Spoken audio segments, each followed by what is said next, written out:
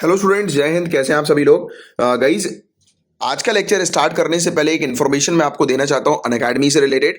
Unacademy पर आप कोई भी कोर्स अगर परचेज कर रहे हैं तो तुरंत आज ही परचेज कर लीजिए। 20% का डिस्काउंट अनअकैडमी प्रोवाइड करा रही है। अगर आप कोड झासर, कैपिटल लेटर में झासर कोड का यूज करेंगे तो आपको 20% डिस्काउंट अनअकैडमी पे मिलेगा। तो आप अनअकैडमी पे कुछ खरीद रहे हैं या आपका फ्रेंड कुछ भी चीज यानी कि कोई भी कोर्स अगर आप अनअकैडमी पे खरीद रहे हो तो रेफरल कोड आपको एक ही डालना है, वो है कैपिटल लेटर में झासर, JHASIR। तो आपको जो है वो डिस्काउंट मिल जाएगा। तो ये एक छोटी सी इंफॉर्मेशन आपको देनी थी। तो चलिए अब लेक्चर को कंटिन्यू करते हैं। Sowa Rigpa, very important topic. Sachindra Nath Sanyal, very important topic. India Bangladesh का एक रेलवे कॉन्ट्रैक्ट हुआ है। क्वाड, क्वाड के बारे में तो आप लोग जानते हैं, क्वाड कंट्रीज के बारे में आप लोग को रटा हुआ है। पीएम केयर्स फंड के बारे में हम डिस्कस करेंगे। वियानाद वाइल्ड लाइफ सेंचुरी के बारे में, मरीन हीट वेव्स क्या होती है इसको हम लोग देखेंगे। पावरथॉन 2020 क्या है इसको हम लोग डिस्कस करेंगे। पर्वतमाला स्कीम को डिस्कस करेंगे।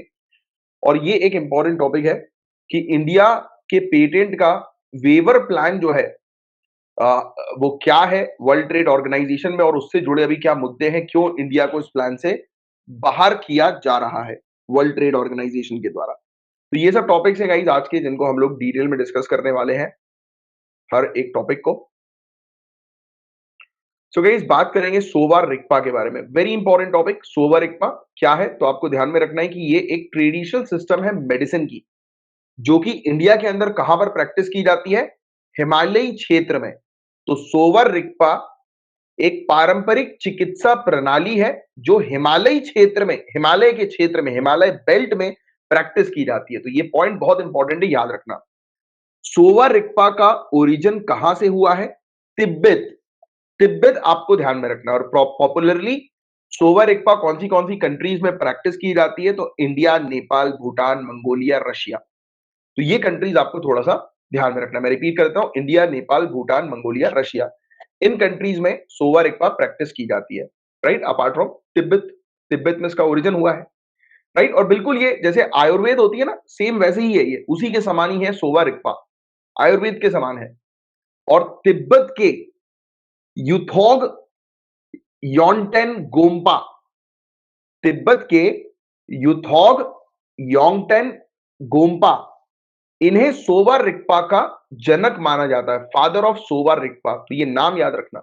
राइट, इसके अलावा बेसिक थ्योरी जो सोवा रिक्पा की है वो 5 पॉइंट्स के ऊपर आधारित है। आप 5 बिंदुओं से, 5 पॉइंट से सोवा रिक्पा को समझ सकते हो। पहली बात तो ये कहता है कि body in disease as the locus of treatment.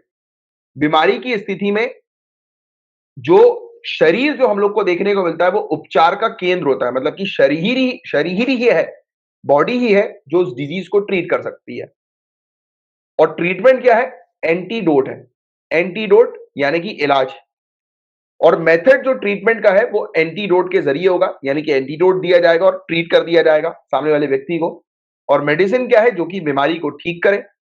और मेटेरिया मेडिका, फार्मेसी और फार्मेकोलॉजी, ये 3 चीज इसके अंदर इंक्लूडेड है। फार्मेसी और फार्मेकोलॉजी तो आप जानते ही हैं, सॉरी, फार्मेसी और फार्मेकोलॉजी तो आप जानते ही हैं। बाकी मटेरिया मेडिका क्या है? तो it is the study of the origin and properties of substances use in the practice of medicine. मतलब कि मेडिसिन की प्रैक्टिस में इसका उपयोग किया जाता है कि जो भी, मतलब जैसे एक ऐसी स्टडी है कि ये डिजीज का ओरिजिन कहां से हुआ है। राइट, तो वो चीज हम लोग को यहां पर देखने को मिलती है। तो ये पॉइंट थोड़ा सा इंपॉर्टेंट है जो आपको ध्यान में रखना है। राइट, सचिंद्रनाथ सान्याल के बारे में। सचिंद्रनाथ सान्याल काफी important personality, paper 1 point of view में ये टॉपिक आपसे पूछा जा सकता है, पेपर 1। तो इनकी 80th डेथ एनिवर्सरी अभी रिसेंटली 7 फरवरी को ऑब्जर्व की गई। इनका जन्म 1893 को हुआ था। भारत के स्वतंत्रता संग्राम में इनकी क्या भूमिका थी, इंडिया के स्ट्रगल फॉर इंडिपेंडेंस में इनका क्या रोल था, इसके बारे में हम लोग बात करें तो सान्याल ने भारत में ब्रिटिश साम्राज्य के खिलाफ सशस्त्र प्रतिरोध यानी कि आर्म्ड रेजिस्टेंस करने के उद्देश्य से हिंदुस्तान रिपब्लिकन एसोसिएशन की स्थापना करी। तो क्वेश्चन बनेगा, एचआरए की स्थापना किसने करी? एचआरए के फाउंडर कौन थे? तो सान्याल आपको ध्यान में रखना है। इन्होंने वर्ष 1913 में, 1913 में पटना में अनुशीलन समिति की एक शाखा की स्थापना की। 1912 में दिल्ली षड्यंत्र मामले में सान्याल ने राज बिहारी बोस के साथ मिलकर तत्कालीन वाइसरॉय लॉर्ड हॉर्डिंग पर हमला किया। इन्होंने गदर षड्यंत्र योजनाओं में व्यापक रूप से हिस्सा लिया। ये गदर कॉन्स्पिरेसी में इन्वॉल्व थे और फरवरी 1950 में इसका पर्दाफाश होने के बाद, मतलब गदर कॉन्स्पिरेसी का पर्दाफाश होने के बाद ये अंडरग्राउंड हो गए और शचीन्द्रनाथ सान्याल राज बिहारी बोस के करीबी सहयोगी भी थे। नेताजी सुभाष चंद्र बोस के जापान चले जाने के बाद शचीन्द्रनाथ सान्याल को भारत के क्रांतिकारी आंदोलन का सबसे वरिष्ठ नेता माना जाता था। जब नेताजी सुभाष चंद्र बोस जापान चले गए तो इनको, सान्याल को कहा जाता था कि ये मोस्ट सीनियर लीडर है इंडिया के रिवॉल्यूशनरी मूवमेंट के। वह चंद्रशेखर आजाद और भगत सिंह जैसे क्रांतिकारियों के गुरु थे। सान्याल और महात्मा गांधी 1920 और 1924 के बीच, 1920 और 1924 के बीच यंग इंडिया में प्रकाशित एक प्रसिद्ध बहस में शामिल हुए थे। एक काफी फेमस डिबेट थी जो पब्लिश हुई थी यंग इंडिया में, तो उसमें अक्सर जिक्र होता था महात्मा गांधी जी वर्सेस सान्याल का। सान्याल ने गांधी जी के, ये इंपॉर्टेंट पॉइंट है, ध्यान रखना, सान्याल ने गांधी जी की जो क्रमिकवादी दृष्टिकोण जो थी, ग्रेजुअलिस्ट अप्रोच जो थी, इसके खिलाफ अपने तर्क प्रस्तुत किए थे। राइट, तो ये चीज हमें देखने को मिलती है। और सान्याल को काकोरी षड्यंत्र में शामिल होने के आरोप में आजीवन कारावास की सजा सुनाई गई थी और अंडमान और निकोबार द्वीप समूह, जो अंडमान एंड निकोबार आइलैंड जो हम लोग को देखने को मिलते हैं, इसमें सेलुलर जेल में इन्हें कैद किया गया था और यहां उन्हें बंदी जीवन नाम की अपनी पुस्तक इन्होंने लिखी थी। बंदी जीवन, अ लाइफ ऑफ कैप्टिविटी, 1922 की इनकी ये किताब थी। क्वेश्चन ये भी आ सकता है, बंदी जीवन या फिर अ लाइफ ऑफ कैप्टिविटी, ये किसकी किताब है? तो सान्याल आपको थोड़ा सा ध्यान में रखना है। अब मैं कुछ आपको टास्क दे रहा हूं, लिखो, कुछ चीजें आपको पढ़नी है। काकोरी षड्यंत्र, काकोरी षड्यंत्र के बारे में अभी आपको पढ़ना है, आज या कल में काकोरी षड्यंत्र के बारे में आप पढ़िए। गांधी जी की ग्रेजुअलिस्ट अप्रोच क्या होती है, ये सेकंड टास्क है आपका, ये आपको कवर करना है। गदर कॉन्स्पिरेसी क्या है, इसके बारे में थोड़ा सा आपको पढ़ना है। 1912 का दिल्ली षड्यंत्र क्या है, तो इसके बारे में आपको पढ़ना है। और एचआरए के बारे में तो मेरे ख्याल से आपने पढ़ा होगा, हिंदुस्तान रिपब्लिकन एसोसिएशन के बारे में, एचआरए के बारे में अगर नहीं पढ़ा है तो एक बार इसको कवर कर लेना। तो ये कुछ इंपॉर्टेंट पॉइंट्स हैं जो मैं चाहता हूं कि आप इसको एक बार पढ़ें। विकिपीडिया में आसानी से अवेलेबल है, तो उसकी आप एक बार समरी पढ़ के रखिएगा और जैसे ही आप पढ़ लें तो मुझे कमेंट बॉक्स पर लिखकर बता दीजिएगा कि आपने ये कवर कर लिया है। ठीक है, तो ये तो फैक्ट थे इनसे रिलेटेड। आई डोंट थिंक इस पे कोई डाउट होगा क्योंकि पूरी फैक्चुअल चीजें हैं ये, जो कि प्रीलिम्स में पूछी जा सकती है और इवन मेंस में भी इनसे रिलेटेड कुछ चीजें आ जाए लिखने के लिए, तो आप ये सब पॉइंट्स का इस्तेमाल कर सकते हैं। Right, India Bangladesh railway contract की बात की जा रही है। ये रेलवे कॉन्ट्रैक्ट इंडिया और बांग्लादेश के बीच का हम लोग को देखने को मिल रहा है guys. So line of credit के तहत एक नई डायरेक्ट रेल लाइन कंस्ट्रक्ट की जा रही है। बोगुरा से सिराजगंज के बीच में बांग्लादेश में एक नई डायरेक्ट लाइन जो है वो बनाई जा रही है। इस प्रोजेक्ट के तहत बांग्लादेश रेलवे जो है 420 ब्रॉड गेज वैगन्स इंडिया से प्रोक्योर करेगी लाइन ऑफ क्रेडिट के माध्यम से। 420 ब्रॉड गेज वैगन्स, राइट। तो ये चीज हम लोग को देखने को मिल रही है और ये प्रोजेक्ट जो है वो इंप्लीमेंट किया जा रहा है ज्वाइंट फंडिंग के साथ। गवर्नमेंट ऑफ बांग्लादेश और एशियन डेवलपमेंट बैंक की ज्वाइंट फंडिंग है और एक प्रोजेक्ट है rolling stock operation improvement project, तो इसके तहत किया जा रहा है। तो अभी के लिए आप बस सिंपल सी चीज ध्यान में रखिए कि बांग्लादेश जो है वो अपनी रेलवे लाइन तैयार करने के लिए इंडिया से जो है वो 420 ब्रॉड गेज वैगन जो है वो प्रोक्योर कर रही है, खरीद रही है, राइट। तो ये चीज है जिसके बारे में आप लोग को थोड़ा सा ध्यान रखना है। तो वैगन है मालगाड़ी जिसमें माल जो है वो ढोया जाता है, ठीक है। तो ये क्लियर, ये वाली चीज भी जो है वो रखना, नहीं तो फिर इस पर कंफ्यूज हो जाओगे। क्वाड, क्वाड के बारे में तो आप सभी लोग को जानकारी है, कई बार हम लोग क्वाड के बारे में डिटेल में डिस्कस कर ही चुके हैं। सो चीन और रूस के मध्य संबंधों की बढ़ती घनिष्ठता को देखते हुए अमेरिका द्वारा अपने क्वाड पार्टनर्स के साथ सहयोग अनुबंध रणनीतिक और आर्थिक संबंधों को बढ़ाने हेतु योजना बनाई जा रही है। तो अभी हो क्या रहा है गाइस, सिंपल तरीके से मैं आपको समझाऊं तो चाइना और रशिया की फ्रेंडशिप ज्यादा बढ़ रही है, क्लोजनेस बढ़ रही है, एक दूसरे के नजदीक आ रहा है। तो इसको लेकर अब यूएसए प्लान कर रही है कि इसकी जो क्वाड पार्टनर्स हैं, कौन से क्वाड पार्टनर्स है, कोई मुझे बता सकता है? फटाफट बताओ कमेंट करके, कौन से क्वाड पार्टनर्स हैं? India, Japan, Australia, USA. तो इंडिया, जापान, ऑस्ट्रेलिया, यूएसए, तो ये क्वाड पार्टनर्स हम लोग को देखने को मिलते हैं। तो ये 4 कंट्रीज हैं, है ना? Quad countries. तो यूएसए क्या चाह रहा है कि अपने क्वाड पार्टनर्स के साथ मिलकर और कॉपरेट करे और ज्यादा एंगेज हो और स्ट्रेटेजिक और इकोनॉमिक स्टाइल जो है वो डेवलप करे। तो ये चीज हम लोग को देखने को मिल रही है। और इसमें ये बता रहा है कि दोनों कंट्री सभी लेवल पर, सभी गवर्नमेंट के सभी लेवल पर एक साथ मिलकर जो है वो ऑपरेट करेंगी, काम करेंगी, राइट? क्रिएटिव और होलिस्टिक तरीके ढूंढेंगे कि कैसे वो नेशनल सिक्योरिटी के रिस्क को मैनेज कर सकती हैं।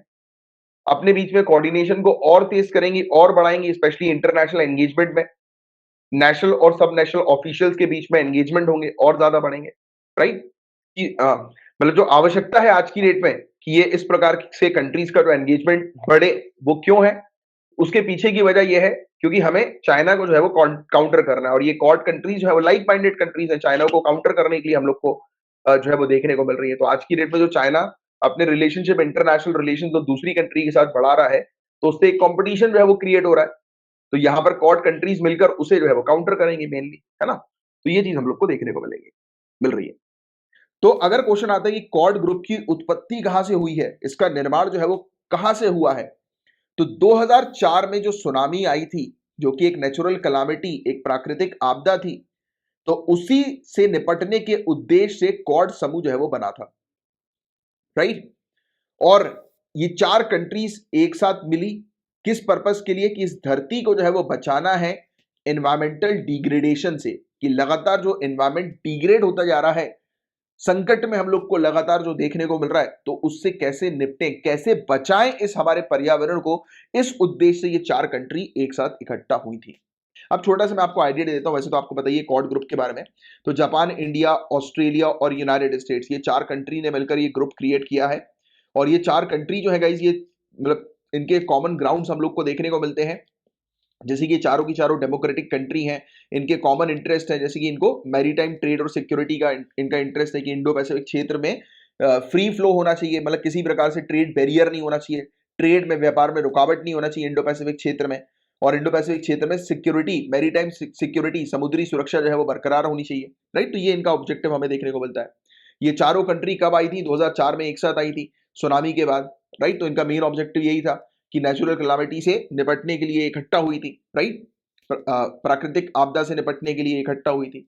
पहली बार जो है वो इनकी मुलाकात होती है 2007 में, आसियान की समिट चल रही थी, उसी के दौरान इनकी मुलाकात हुई चारों कंट्री की। इंटेंशन यही था कि इनको जो है वो चारों कंट्री को मैरीटाइम कॉपरेशन जो है वो एनहेंस करना है, बढ़ाना है समुद्री सहयोग को, तो ये चारों देशों को, तो इनका मेन ऑब्जेक्टिव ये था। और इस ग्रुप का सिग्निफिकेंस, महत्व जो है वो क्या है? तो पहली बात तो ये लाइक माइंडेड कंट्रीज है, राइट? लाइक माइंडेड कंट्री, एक जैसे सोचने वाली, इनकी ऑब्जेक्टिव, इनकी स्ट्रेटेजीज एक जैसी हैं। वैसे हालांकि इस क्वाड ग्रुप ने कहीं पर भी जिक्र नहीं किया कि ये चाइना को काउंटर करने के लिए बनी है, बट वी नो कि इस ग्रुप का मेन ऑब्जेक्टिव एक और यही है कि इस क्षेत्र में चाइना को हमेशा काउंटर करते रहना, राइट? और ओपन और फ्री इंडो पैसिफिक क्षेत्र का विजन है इनका, राइट? और अपने यानी कि म्यूचुअल इंटरेस्ट, यानी कि ये जो चारों कंट्रीज हैं, इन कंट्रीज के जो खुद के हित हैं, म्यूचुअल मतलब आपस में सभी के हित जो है उसको पूरा करने के लिए ये काम करते हैं मिलकर, राइट? और प्रमोट करते हैं मैरीटाइम डोमेन अवेयरनेस और मैरीटाइम सिक्योरिटी को, जिसके बारे में हमने ऑलरेडी अभी चर्चा करी ली। और ये भारत, ऑस्ट्रेलिया, जापान और अमेरिका के मध्य वार्ता के कई मंचों में से एक है। ऐसा नहीं है कि इंडिया, ऑस्ट्रेलिया, जापान और यूनाइटेड स्टेट्स सिर्फ कोर्ट में ही इनकी मीटिंग होती है, और भी काफी सारी समिट्स हम लोग को देखने को मिलती है, इंटरनेशनल प्लेटफॉर्म्स हम लोग को देखने को मिलते हैं, जहां पर ये मिलते हैं, वार्ता करते हैं, डिस्कशन करते हैं। और ये उनमें से एक है कि मतलब ये 4 कंट्रीज के डिस्कशन के जो अलग अलग ग्रुप्स हैं, उनमें से एक ग्रुप ये क्वाड हम लोग को देखने को मिलता है। इसे किसी एक विशेष संदर्भ में नहीं देखा जाना चाहिए, राइट? एक्सक्लूसिव कॉन्टेक्स्ट में नहीं देखा जाना चाहिए इस चीज को। और आपको बता दें कि चाइना क्या बोलता है क्वाड को देखकर? तो चाइना बोलता है, क्योंकि चाइना समझ चुका है कि ये 4 कंट्री इकट्ठा हुई है इसको काउंटर करने के लिए, ये 4 कंट्रीज ने गैंग बनाया चाइना के अगेंस्ट, तो उसको समझ चुका है। तो वो बोलता है कि ये एशियन नाटो है, राइट? तो ये वाली बात करता है, एशियन नाटो, कि इन चारों कंट्री में से किसी एक को भी छेड़ोगे तो ये मतलब तीनों की तीनों कंट्री या चारों की चारों कंट्री इकट्ठा होकर जो है वो लड़ेंगी चाइना के अगेंस्ट। तो ये वो वाली बात रखता है, क्योंकि इसको हमेशा ये चारों कंट्रीज मिलकर काउंटर करती है ना, तो इसलिए इसने ये खफा है इससे, क्वाड ग्रुप से। और इवन आपको बता देगा इसकी भारतीय संसद में जापानी पीएम शिंजो आबे द्वारा दो सागरों का मिलन, कौन से दो सागर, इंडो पैसिफिक, संबोधन ने क्वाड अवधारणा को एक नया बल दिया, क्वाड कॉन्सेप्ट को एक फ्रेश इंपीटस प्रोवाइड किया। जिस समय जापानीज प्राइम मिनिस्टर शिंजो एब ने या आबे ने कॉन्फ्लुएंस ऑफ टू सीज जो है वो उसको कहा, क्वाड को कहा। तो क्वाड का कॉन्सेप्ट क्या है, कॉन्फ्लुएंस ऑफ टू सीज, दो समुद्र का एक संबंध या मिलन, राइट। तो ये चीज हम लोग को देखने को मिल रही है। और क्वाड ग्रुप ने भारत के आर्थिक उदय को मान्यता प्रदान की, इकोनॉमिक राइज को जो है वो रिकॉग्नाइज किया क्वाड ग्रुप ने। सो गाइस बात करेंगे पीएम केयर्स फंड के बारे में, काफी इंपॉर्टेंट टॉपिक है। सो आपको बता दूंगा इसकी जो चीज न्यूज में आई है that is not important for us. Mainly जो चीज हमारे लिए काम की है वो है पीएम केयर्स के बारे में जानना। मैं आपको बेसिक सी चीज बताता हूं, अभी न्यूज में जो है वो क्या आया, तो एक लेटेस्ट फाइंडिंग के थ्रू पता लगा है कि 64%, 10,990 करोड़ का 64% जो है, जो पीएम केयर्स फंड के द्वारा कलेक्ट किया गया है मार्च 27 2020 और मार्च 31 2021 के बीच में, तो इसका उपयोग जो है वो अभी तक नहीं किया गया है। और बताया जा रहा है कि build as dedicated fund with the primary objective of dealing with any kind of emergency and provide relief to the affected. तो ऑब्वियस ही बात है कि ये इस प्रकार का जो फंड हम लोग को देखने को मिलता है कि इमरजेंसी में रिलीफ प्रोवाइड कराने के लिए है। और पीएम केयर्स ने मात्र 3,976 करोड़ रुपीज ही इसके ऑपरेशन के पहले साल जो है वो खर्चे हैं। तो आरोप जो है वो इस प्रकार का लगाया जा रहा है कि आप भैया इतना पैसा जो आपके पास कलेक्ट हुआ है तो उसका उपयोग वेलफेयर एक्टिविटी में करो, तो उसका उपयोग जो है वो क्यों नहीं कर रहे हो, उसका यूटिलाइजेशन जो है वो क्यों नहीं कर रहे हो, राइट। तो ये चीज हम लोग को देखने को मिल रही है। तो इश्यूज हम लोग को क्या देखने को मिल रहा है फंड से रिलेटेड, तो पीएम केयर जो है गाइस, तो it has been under a cloud of suspicion ever since it was announced. तो ये वाली चीज मैंने आपको बताई दी ऑलरेडी कि जब से इसका अनाउंसमेंट हुआ है तब से सस्पिशन में है, ये संदेह के घेरे में है ये, कि भाई हो क्या रहा है, मतलब ट्रांसपेरेंसी क्यों नहीं है इसके अंदर, क्यों फंड का प्रॉपर यूटिलाइजेशन नहीं किया जा रहा, और अगर किया जा रहा है तो उसके बारे में जानकारी क्यों नहीं दी जा रही है। ये कुछ चीजें हैं जो कि हमारे लिए मेनली काम की नहीं है। हमारे लिए मेन जो काम की चीज है वो है पीएम केयर्स के बारे में जानना। तो पीएम केयर्स का फुल फॉर्म क्या है, तो prime ministers citizen assistance and relief in emergency situations. आपातकालीन स्थिति में प्रधानमंत्री नागरिक सहायता एवं राहत कोष, तो ये इसका फुल फॉर्म है। ये फंड गाइस सेटअप किया गया था किस पर्पस के लिए, तो कोविड 19 पेंडेमिक के दौरान इसे सेटअप किया गया था रिलीफ प्रोवाइड कराने के लिए, राहत प्रोवाइड कराने के लिए, कि एक ऐसा फंड होना चाहिए जहां पर डोनेशन आए पूरे दुनिया भर से, ना ही सिर्फ इंडिया से, पूरे दुनिया भर से डोनेशन आए। और किस पर्पस के लिए डोनेशन हो, कि किसी प्रकार की इमरजेंसी सिचुएशन होती है तो उसको हैंडल करने के लिए डोनेशन हो, जैसे कि कोविड 19 पेंडेमिक और इसी प्रकार की सिमिलर इमरजेंसी अगर होंगी तो इस फंड से पैसा निकालकर वेलफेयर एक्टिविटीज में लगाया जा सके। और ये पब्लिक चैरिटेबल ट्रस्ट के तौर पर सेटअप किया गया था 27 मार्च 2020 को। फॉरेन कंट्रीब्यूशन भी एक्सेप्ट किया जाता है और 100% टैक्स एग्जेम्प्टेड होता है इस फंड का, 100% टैक्स एग्जेम्पशन।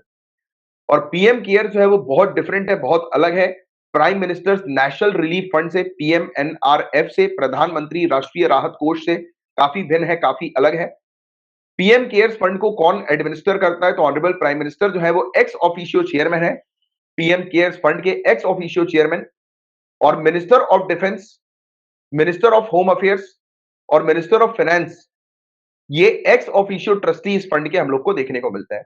और 2021 में दिल्ली हाई कोर्ट ने इंफॉर्म किया है कि PM cares fund government of India का फंड नहीं है, और जो भी अमाउंट कलेक्ट किया जाता है वो amount consolidated fund of India में नहीं जाएगा। तो ये दिल्ली हाई कोर्ट ने भी बिल्कुल क्लियर कर दिया था 2021 में। मैं कुछ चीजें आपको लिखवाना चाहता हूं, आप पेन और पेपर उठाएं और जो जो चीज मैं बताते जा रहा हूं गाइस वो चीज आप लिखते जाए। मैं कुछ आपको 5-6 अच्छे पॉइंट्स है वो दूंगा, बल्कि हो सकता है कि शायद थोड़ा सा ज्यादा पॉइंट्स मैं आपको दूं, बट काफी इंपॉर्टेंट है ये सब पॉइंट्स, ठीक है। आप लिख लो, इससे रिलेटेड एक छोटे से नोट बना लो। पहला तो ये स्टैब्लिश कब हुई, सिंपल एक एक वर्ड के नोट बनाओ। ये स्टैब्लिश कब हुई, तो 1948 में हुई थी prime minister national relief fund. एक तरफ लिखो पीएमएनआरएफ और एक तरफ लिखो पीएम केयर्स फंड, ठीक है। तो इस प्रकार से डिफरेंस वाला बनाओ। पहला पॉइंट लिखो सेटअप इन 1948, ये 1948 में सेटअप हुई, इसकी स्थापना हुई 1948 में, और 2020 में पीएम केयर्स फंड की स्थापना हुई। जहां पर आपने स्थापना लिखा है उसी के नीचे लिखो ये कब इसकी स्थापना हुई थी। जैसे आप पीएम केयर्स फंड के नीचे कोविड 19 पेंडेमिक आप लिख सकते हो कि उसके बाद हुई थी, बट पीएम एनआरएफ जो है वो कब हुई थी, जब पाकिस्तान से बहुत सारे लोगों को हटाया गया था। क्योंकि आपको पता है कि बंटवारा जब हुआ था इंडिया पाकिस्तान का, तो बहुत सारे लोग डिस्प्लेस हुए थे। तो लिखेंगे आप to assist displaced person from Pakistan, to assist displaced person from Pakistan. Hindi में लिख लीजिए, पाकिस्तान से विस्थापित लोगों की सहायता के लिए, पाकिस्तान से विस्थापित लोगों की सहायता के लिए। ठीक है। और पीएमएन एनआरएफ के जो हेड होते हैं, नेक्स्ट पॉइंट आप लिखेंगे हेड, इनके जो हेड है, प्रमुख जो है वो पीएम है, और पीएम केयर्स फंड के चेयरपर्सन जो है वो पीएम है। बट पीएम केयर्स फंड के अंदर minister of defence, minister of home affairs, minister of finance, ये एक्स ऑफिशियो ट्रस्टी होता है, जिसके बारे में आपको पीडीएफ में भी मिल जाएगा नोट्स में। तीसरा पॉइंट,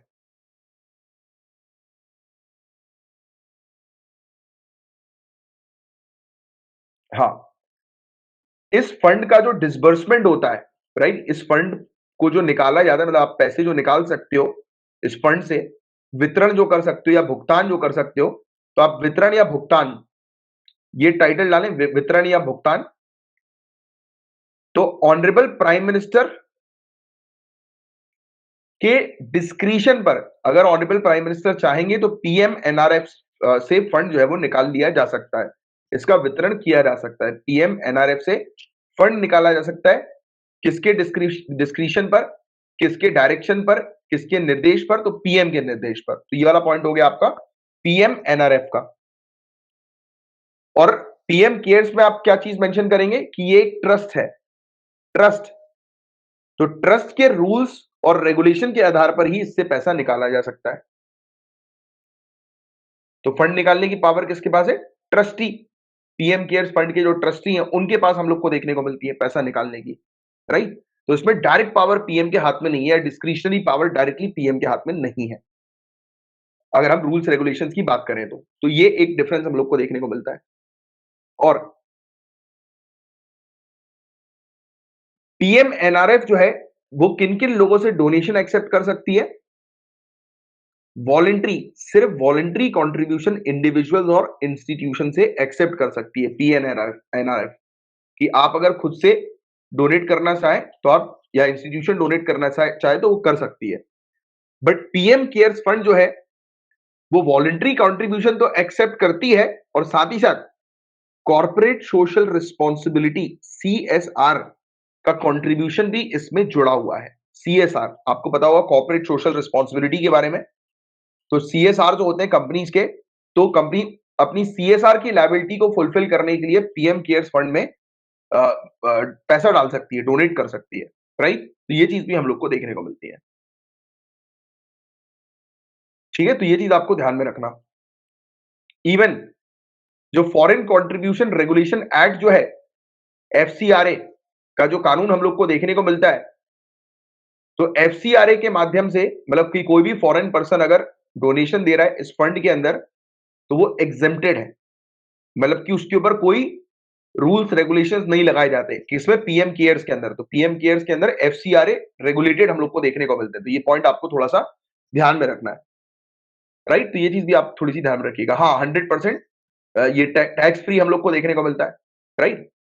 ये वाली चीज है वो। तो देखो, PM cares fund 100% income tax का जो सेक्शन 80G जो हम लोग को देखने को मिलता है, ये भी मेंशन करना चाहो तो मेंशन कर सकते हो पीएम केयर्स फंड के अंदर, कि सेक्शन 80G जो आईटी का है, इनकम टैक्स का जो हम लोग को देखने को मिलता है, उसके तहत इसमें जो कंट्रीब्यूट करता है वो 100% एग्जेम्प्टेड होता है।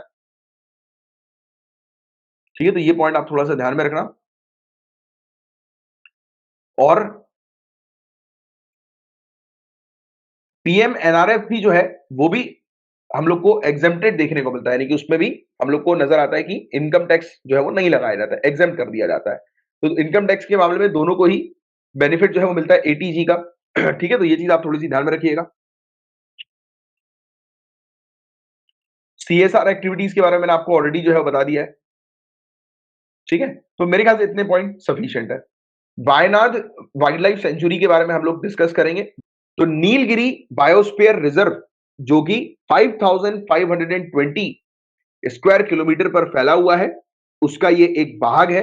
मतलब नीलगिरी बायोस्फीयर रिजर्व का एक पार्ट हम लोग को देखने को मिलता है ये wild life sanctuary, Wayanad wild life sanctuary.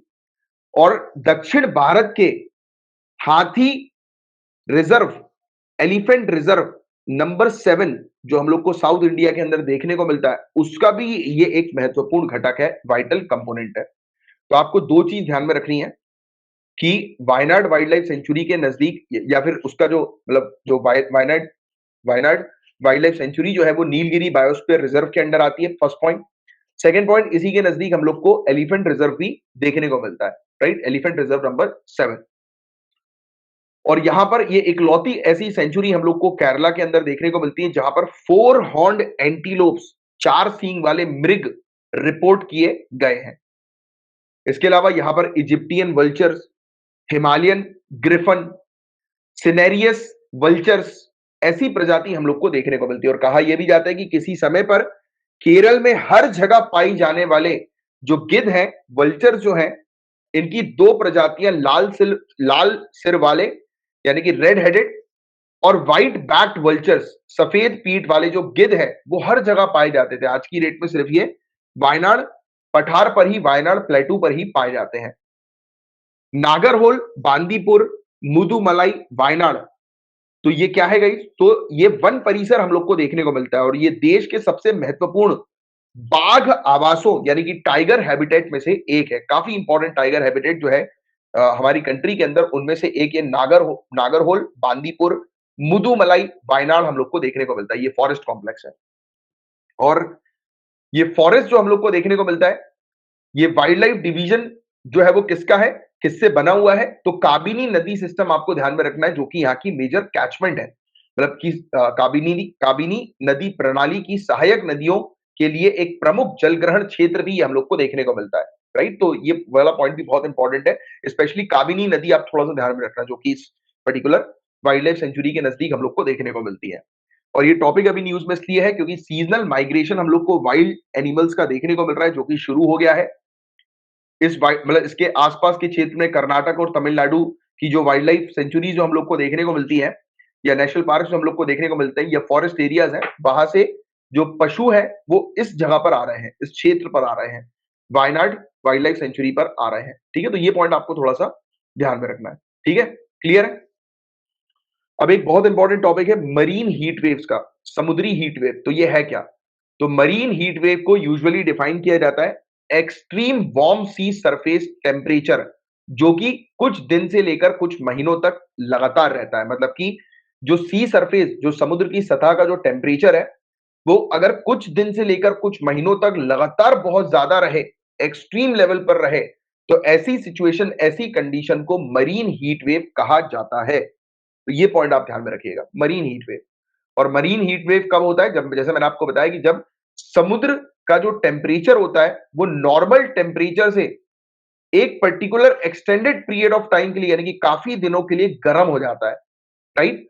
और इसे आप सभी मेजर ओशियन बेसिन पर ऑब्जर्व कर सकते हो। पिछले कुछ दशकों से, डिकेड से ये ऑब्जर्व किया जा रहा है। उसके पीछे की वजह क्या है बताओ, कि क्यों हम लोग को मरीन हीट वेव्स पिछले कुछ दशकों में ज्यादा देखने को मिल रही है? What is the main reason behind it? बताइए। Exactly, climate change is the main reason behind it. Climate change की वजह से है ये, राइट। और common cause marine heat wave के क्या है? तो ओशियन करंट जो है वो हम लोग को देखने को मिल रहा है कि वार्म वाटर के ऊपर, गर्म पानी के ऊपर लगातार बनते जा रहे हैं। एयर सी हीट फ्लक्स हम लोग को देखने को मिल रहा है, या फिर जो वार्मिंग हम लोग को नजर आ रही है, गर्माहट जो हम लोग को नजर आ रही है, वो और एटमॉस्फेयर से ओशियन सरफेस पर हमें देखने को मिल रही है। मतलब कि इसका सिंपल शब्दों में अर्थ यह है कि एटमॉस्फेयर गर्म हो रहा है और उसी के कारण समुद्र का सरफेस एरिया जो है वो गर्म हो रहा है, एटमॉस्फेयर गर्म होने के कारण। वीक विंड भी इसके पीछे की एक वजह है, कमजोर हवाएं भी वजह है, क्योंकि सनलाइट जो है वो एटमॉस्फेयर पर हम लोग को देखने को मिलती है, राइट। और जब सनलाइट जो होती है एटमॉस्फेयर पे, तो उसकी मदद से हम लोग को देखने को मिलता है कि ओशियन का सरफेस एरिया जो होता है वो भी गर्म होने लगता है, राइट? अगर वीक विंड्स होंगी और पानी जो होगा मतलब हम लोग को देखने को मिलेगा कि वीक विंड्स के कारण जो ठंडा पानी जो नीचे रहता है, नीचे की एरिया पे हम लोग को देखने को मिलता है। क्योंकि देखो, आपने एक चीज ज्योग्राफी में जो है वो पढ़ी होगी कि हम लोग को जो ये करंट्स जो देखने को मिलते हैं, ये जो विंड्स हम लोग को देखने को मिलती है, जिसके कारण से क्या होता है, पानी का मूवमेंट होता है, वाटर का मूवमेंट होता है, अपलिफ्टिंग जो है वो आपने कई बार पढ़ा होगा ज्योग्राफी में, ये सब टर्म्स जो है वो आपने पढ़े होंगे कि ठंडा पानी जो है वो ऊपर की तरफ आता है और गर्म वाला पानी जो है वो धीरे-धीरे नीचे की तरफ जो है जाता है। इसके पीछे हवा का एक मेजर रोल होता है। अब जब हवा ही वीक होगी, तब ऑब्वियस सी बात है कि ये नीचे वाला ठंडा पानी हम लोग को देखने को मिलेगा कि या फिर गर्म पानी जो है वो नीचे की तरफ जो है वो नहीं जा पाएगा, मूवमेंट नहीं हो पाएगा। इसी के कारण कंटीन्यूअसली बहुत समय तक पानी जो है वो गर्म रहेगा, राइट? तो ये भी एक वजह हम लोग को देखने को मिलती है। यहां तक बात समझ में आ गई कि वीक विंड जो है, इसके पीछे एक कारण हम लोग को देखने को मिल रहा है कि जिसके कारण से ये हो रहा है, और बाकी ये चीज हमने देखी कि ओशियन करंट जो है, एटमॉस्फेयर जो है, वो क्या कर रहा है, वो समुद्र के पानी को जो है वो गर्म कर रहा है, जिसके कारण से हम लोग को ये देखने को मिल रहा है, राइट? अब मरीन हीट वेव का इंपैक्ट जो है वो हम लोग को क्या देखने को मिल रहा है? अब गाइस यहां पर एक चीज मैं आपको ये समझाना चाहूंगा कि जो समुद्र की जो प्रजाति होती है, स्पीशीज होती है, आप एनवायरमेंट जब पढ़ेंगे तब आपको इसके बारे में अच्छे से क्लियर होगा कि समुद्र की जो प्रजातियां होती हैं, वो बहुत सेंसिटिव होती हैं। हल्का सा भी अगर टेम्परेचर में चेंज होता है तो ये प्रजातियां मर जाती हैं। तो इकोसिस्टम का स्ट्रक्चर जो है वो अफेक्ट हो रहा है। हालांकि कुछ स्पीशीज को सपोर्ट भी मिल रहा है और दूसरी स्पीशीज जो है उनका उनको नुकसान हो रहा है। बट हमें ये चीज पता है कि मरीन के मामले में, समुद्र के मामले में या पानी के नीचे एक्वेटिक स्पीशीज जो होती हैं, वहां पर हल्का भी टेम्परेचर में चेंज हो, चाहे वो ठंडा हो या गर्म हो, वो फर्क नहीं पड़ता। मरीन स्पीशीज में अगर टेम्परेचर थोड़ा भी चेंज होता है तो उनके लिए वो नुकसानदायक होता है। ये पॉइंट बहुत इंपॉर्टेंट है, ये लिखा नहीं है कहीं पर, आप चाहो तो लिख सकते हो ये वाला पॉइंट। कुछ स्पीशीज जो होती है वो अपने घर बार को जो है वो छोड़ देती हैं हीट वेव्स के चक्कर में, यानी कि अपने हैबिटेट को चेंज कर लेती हैं, राइट? स्पीनी सी उर्चिन, राइट? तो ये हम लोग को ऑस्ट्रेलिया के साउथ ईस्ट कोस्ट में जो है वो देखने को मिलती है, और ये हम लोग को देखने को मिल रहा है is spreading south into Tasmania सी। तो टास्मेनिया सी पर ये जा रही है, मतलब कि एक स्पीसीज है जो ऑस्ट्रेलिया के साउथ ईस्ट कोस्ट पर हम लोग को देखने को मिलती है, और ये कहां पर जो है वो मूव कर रही है, ये दूसरे क्षेत्र पर टास्मेनिया सी पर जो है वो मूव कर रही है because of marine heat wave. तो ये एक एग्जांपल है छोटा सा। बट भारी मात्रा में प्रजाति जो है वो मर जाती है। एग्जैक्टली एक्वेरियम के अंदर, जैसे कि आपने देखा होगा कि आपने अगर कभी एक्वेरियम रखा हो, और या फिर आपके फ्रेंड वगैरह के पास एक्वेरियम हो, तो आपको एक चीज पता होगी कि एक्वेरियम के अंदर जो मछलियां हम लोग को देखने को मिलती हैं, आप उनका पानी चेंज करते हैं ना, तो वो और फिर मछलियों को रखते हैं तो वो मछलियां मर जाती हैं। इसलिए अक्सर आपने कई बार देखा होगा कि मछलियों को जब नए पानी में जो है वो डाला जाता है, तो उनका पुराना थोड़ा सा पानी जो है वो उसके अंदर ऐड किया जाता है अलग से, यानी कि पूरी तरह से नए पानी में मछलियों को शिफ्ट नहीं किया जाता। तो अगर किया भी जाता है तो पहले उनका जो टेम्परेचर है वो सेट किया जाता है, फिर उसके बाद फिर मछलियों को शिफ्ट किया जाता है, नहीं तो मछलियां मर जाती है, राइट? मेरे साथ तो पर्सनल एक्सपीरियंस रहा है, मेरे घर पे खुद एक एक्वेरियम है, राइट? और इसके अलावा इकोनॉमिक लॉस भी होता है, क्योंकि फिशरीज पर और एक्वा कल्चर पर काफी ज्यादा इंपैक्ट पड़ता है, क्योंकि जैसे मैंने आपको बताया मछलियां मर जाती हैं, दूर चली जाती हैं उस स्थान से, राइट? तो जो लोग बाग हैं जो मछली पालन पालन में इन्वॉल्व होते हैं, तो उनकी लाइवलीहुड, उनके आजीविका पर खतरा हो जाता है, राइट? और हम लोग को एक लिंक भी देखने को मिला है मरीन हीट वेव के बीच में और हार्मफुल एल्गल ब्लूम्स के बीच में। ये भी एक लिंक आया है, मतलब कि जब भी हम लोग को हीट वेव्स देखने को मिलती हैं, ये एल्गल ब्लूम्स जो होते हैं वो बनने लगते हैं, जनरेट होने लगते हैं, और इसके कारण से क्या होता है कि एक परत जो है वो समुद्री एरिया के ऊपर जो है वो जनरेट हो जाती है, जिसके कारण ऑक्सीजन जो है वो नीचे नहीं जा पाता और मछलियों की डेथ होने लगती है, राइट? तो ये चीज हम लोग को नजर आ रही है। और मरीन हीट वेव्स की अगर बात करें इंडियन ओशन पे, तो एक स्टडी के अकॉर्डिंग हम लोग को देखने को मिला है कि वेस्टर्न इंडियन ओशन क्षेत्र जो है, यहां पर largest increase marine heat wave में देखने को मिला है at a rate of about 1.5 event पर डिकेड। हर 10 सालों में 1.5 इवेंट्स हम लोग को देखने को मिले हैं। और नॉर्थ वाला जो क्षेत्र हम लोग को बे ऑफ बंगाल का देखने को मिला है, वहां पर 0.5 इवेंट पर डिकेड के हिसाब से देखने को मिला है। और 1982 से लेकर 2018 के पीरियड में वेस्टर्न इंडियन ओशन के अंदर टोटल 66 इवेंट्स हुए हैं, और बे ऑफ बंगाल में 94 इवेंट्स हुए हैं। मतलब कि बे ऑफ बंगाल वाला एरिया जो है वो हीट वेव के मामले में थोड़ा सा क्या है, हम लोग को वल्नरेबल देखने को मिल रहा है, राइट? और जो एक्टिविटीज हुई हैं उसके कारण क्या हुआ है कि सेंट्रल इंडियन सब कॉन्टिनेंट पर ड्राई कंडीशन जो है वो डेवलप हो गई और इसी के साथ हम लोग देख रहे हैं कि जो बारिश जो हो रही है सदर्न पेनिनसुला पे साउथ वाले एरिया पर वो बहुत ज्यादा हो रही है, काफी ज्यादा हो रही है, राइट? बारिश। अच्छा, कोई मुझे बता सकता है कि बे ऑफ बंगाल पर इतना हीट जो है वो क्यों हो रहा है? What can be the possible reason behind it कि बे ऑफ बंगाल में इतनी ज्यादा हीट जो है हो रही है? What could be the possible reason? बताओ। और as compare to Arabian sea, कोई बता सकता है? पावरथॉन 2022 इसके बारे में गाइस हम लोग डिस्कस करेंगे। इसे मिनिस्ट्री ऑफ पावर ने लॉन्च किया है। ये क्या है? ये हैकेथॉन कंपटीशन हम लोग को देखने को मिल रहा है रिवैम्प्ड डिस्ट्रीब्यूशन सेक्टर स्कीम के अंडर। इसमें बताया जा रहा है कि टेक्नोलॉजीज जो है वो निकालनी है, ऐसी टेक्नोलॉजीज निकालनी है जिसके तहत पावर डिस्ट्रीब्यूशन सेक्टर में कॉम्प्लेक्स प्रॉब्लम सॉल्व की जा सके। अब मैं यहां पर स्टॉप करता हूं। आप मुझे बताएं कि पावर डिस्ट्रीब्यूशन जो सेक्टर है वो कौन सा सेक्टर है? किस सेक्टर की यहां पर बात हो रही है? पावर डिस्ट्रीब्यूशन सेक्टर क्या है ये? हमारे घर पर जो बिजली आती है ना, वो डिस्कॉम कंपनीज बिजली प्रोवाइड कराती हैं। ये इलेक्ट्रिसिटी वाला सेक्टर है। यस, एग्जैक्टली, ठीक है। तो ये पॉइंट आप थोड़ा सा ध्यान में रखना। इस हैकेथॉन की 9 थीम्स है। क्या क्या थीम है? डिमांड या फिर लोड फोरकास्टिंग, कि किसी जगह पर इलेक्ट्रिसिटी का, जैसे हम बोलते हैं ना कि अभी अरे यार बहुत ज्यादा लोड आ रहा है इलेक्ट्रिसिटी का, राइट? कभी कभी इलेक्ट्रिसिटी का ज्यादा लोड आता है तो क्या होता है? फ्यूज हो जाते हैं हमारे घर के काफी सारे जो इक्विपमेंट्स वगैरह जो होते हैं फ्यूज हो जाते हैं, है ना? तो डिमांड या फिर लोड की फोरकास्टिंग करना, अनुमान लगाना। एटीएनसी यानी कि aggregate technical and commercial loss reduction, कि कितना लॉस हम लोग को देखने को मिल रहा है एटीएनसी में, तो उसको रिड्यूस करना, यानी कि लोगों तक जो बिजली पहुंच रही है उस बीच में कहां कहां पर बिजली के लॉसेस हो रहा है उसको कम करना। बिजली की जो चोरी होती है उसको डिटेक्ट करना। प्रिडिक्ट करना डिस्ट्रीब्यूशन ट्रांसफार्मर फेलियर को, जो जो ट्रांसफार्मर्स वगैरह जो होते हैं, राइट, वो बंद पड़ जाते हैं, राइट, तो वो एकदम से या तो विस्फोट हो जाते हैं या फिर उसमें कुछ एरर आ जाता है, तो उसको प्रिडिक्ट करना। एसेट इंस्पेक्शन, कि जितने भी जो पावर सेक्टर्स हैं, मतलब इलेक्ट्रिसिटी की अगर हम बात करें कि ये जो सेक्टर है तो उसके अलग अलग जो एसेट्स हम लोग को देखने को मिलते हैं, सामान, मतलब इंफ्रास्ट्रक्चर वगैरह उसके, राइट, जैसे कि बिजली का खंभा हो गया, तो ये सब चीजें, तो उनका समय समय पर इंस्पेक्शन करना, राइट। और इसके अलावा वेजिटेशन मैनेजमेंट, तो इस पर जो है वो मेनली फोकस करना, वनस्पति प्रबंधन पर, क्योंकि ऑब्वियस ही बात है कि एक पार्ट हम लोग को पावर सेक्टर का देखने को मिलता है जो कि काफी हेल्प करता है इरिगेशन एक्टिविटीज में। फिर कंज्यूमर एक्सपीरियंस को बढ़ाना, एनहेंस करना, रिन्यूएबल एनर्जी को इंटीग्रेट करना और पावर परचेज ऑप्टिमाइज करना, राइट, कि मतलब रिन्यूएबल एनर्जी पर आप फोकस करो और कि बिजली लोग आसानी से जो है वो खरीद सके, उनको सर्विस प्रोवाइड कराओ। तो ये पूरी चीज इसके अंदर इंक्लूडेड है कि जो भी पर्टिकुलर इनोवेटर अगर इन सब चीजों को आसान बनाने के लिए, यानी कि इन सब एरियाज पर काम करते हैं और इन सब एरियाज को आसान बनाने के लिए, मतलब सिटीजन फ्रेंडली बनाने के लिए, यूजर फ्रेंडली बनाने के लिए, या और एफिशिएंट, कि कैसे हम लोग क्या क्या जो है वो करें टेक्नोलॉजी की मदद से, कि कैसे इन सब चीजों को अच्छा करें, एफिशिएंट बनाएं। तो उसके लिए अगर कोई व्यक्ति जो है वो काम करेगा तो उसको जो है वो इस कंपटीशन के तहत जो है वो अवार्ड दिया जाएगा, राइट। तो ये चीज हम लोग को देखने को मिल रही है।